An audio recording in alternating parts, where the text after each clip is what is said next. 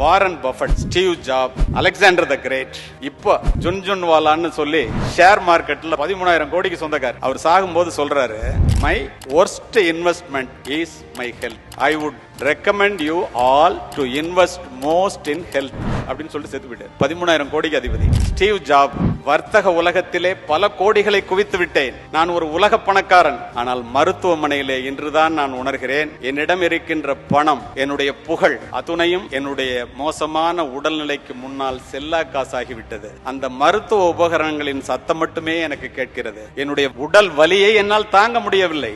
எத்தனை கோடி கேட்டாலும் அதை நான் கொடுப்பதற்கு தயார். இந்த வலியை யாராவது எடுத்துக்கொள்ள வேண்டும் என்றால் நான் தவறு செய்து விட்டேன். பணத்தை விட மிக முக்கியமானது உடல் நலம்தான் என்பதை தயவு செய்து எல்லோரும் தெரிந்து கொள்ளுங்கள் என்று சொல்லிவிட்டு செத்து போனவன் உலக பணக்காரர்களிலே ஒருவன். இதெல்லாம் எதுக்கு சொல்றேன்னா, இப்ப உடல் நலம், வாழ்வினுடைய முதன்மையான செல்வமும் முதலான செல்வமும் உடல் நலமே. உடல் நலத்தினுடைய உயிர் கோட்பாடு உடற்பயிற்சி.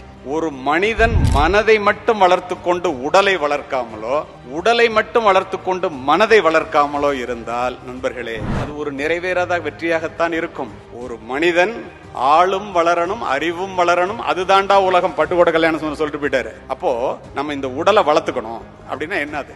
ஒரு வாரத்துக்கு 168 மணி நேரம். 1 மணி நேரத்தை ஒரு வாரத்திற்கு உங்கள் உடல் நலத்திற்காக நீங்கள் செலவு செய்தால், இல்ல நான் ரொம்ப பிஸியா இருக்கேன், எனக்கு அதுக்கெல்லாம் நேரம் இல்ல அப்படின்னா, பொள்ளாச்சியில இருந்து நான் சென்னைக்கு போறேன், ரொம்ப பிஸி, ரொம்ப அவசரம், பெட்ரோல் போடுறதுக்கு நேரம் இல்ல அப்படின்னா, உங்களுடைய பயணம் எப்படி பாதியிலேயே தடைப்பட்டு போய்விடுமோ நண்பர்களே. உடல் நலத்திற்காக நீங்கள் நேரத்தை ஒதுக்கவில்லை என்றால் நம்முடைய பயணம் பாதியிலேயே தடைப்பட்டு போய்விடும். இதில் எந்த விதமான மாற்று கருத்தும் இல்லை.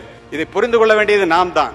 ஒபிசிட்டி பத்தி பேசுறதுக்கு டாக்டர் கான்ஃபரன்ஸ் ஒன்று ஒரு வாரத்துக்கு முன்னாடி திருச்சியில் உள்ள எல்லா டாக்டர்ஸும் அதை வந்து ஆல் இண்டியா லெவலில் ஏற்பாடு பண்ணியிருந்தாங்க. அதில் நான் பேசினேன். நான் சொன்னேன், the shortest route to the graveyard is exercise அப்படின்னு சொன்னேன். ஒரு டாக்டர் எந்திரிச்சு கேட்டாங்க, அது எப்படி சார் எக்ஸசைஸ் பண்ணா ரொம்ப நாளைக்கு உயிரோட இருப்பாங்க, அது லாங்கஸ்ட் ரூட் இல்ல அப்படின்னு கேட்டாங்க. நான் சொன்னேன், அப்படி இல்லைங்க, ஏன் ஷார்டஸ்ட் ரூட் கிரேவியார்டுனா, எக்ஸசைஸ் பண்ணி உடம்ப நல்லா வச்சிருக்கிறவன் உட்கார்ந்தாரு செத்து போயிட்டாருன்னு செத்து போயிடுவான், ஆஸ்பத்திரிக்கு உங்ககிட்ட எல்லாம் வரமாட்டான். ஆனா எக்ஸசைஸே பண்ணாம இருக்கிறவன் வீட்டுல இருந்து ஹாஸ்பிட்டல் போய் ஹாஸ்பிட்டல்ல இருந்து கிரேவியார்டு போனோம். அதனாலதான் அது லாங்கஸ்ட் ரூட், இது ஷார்டஸ்ட் ரூட்னா எல்லா டாக்டரும் ஒத்துக்கிட்டாங்க. இப்ப இந்த உடல் நலம்ங்கிறது எவ்வளவு அவசியங்கிறதுக்கு இதை தவிர உங்களுக்கு நான் இன்னும் சொல்லி புரிய வைக்க வேண்டிய அவசியமே இல்லை. மாபெரும் மனிதர்கள்லாம் உடல் நலத்துல தோற்று போறதை நான் பாக்குறேன். எல்லாரும் வசதி வாய்ப்பா இருக்கீங்க, எனக்கு நல்லாவே தெரியும். தயவு செய்து உடல் நலத்தை பார்த்துக் கொள்ளுங்கள். அதுதான் நம் பிள்ளைகளுக்கு கொடுக்கிற சொத்துக்களை விட மிகப்பெரிய சொத்து நம்முடைய உடல் நலம்.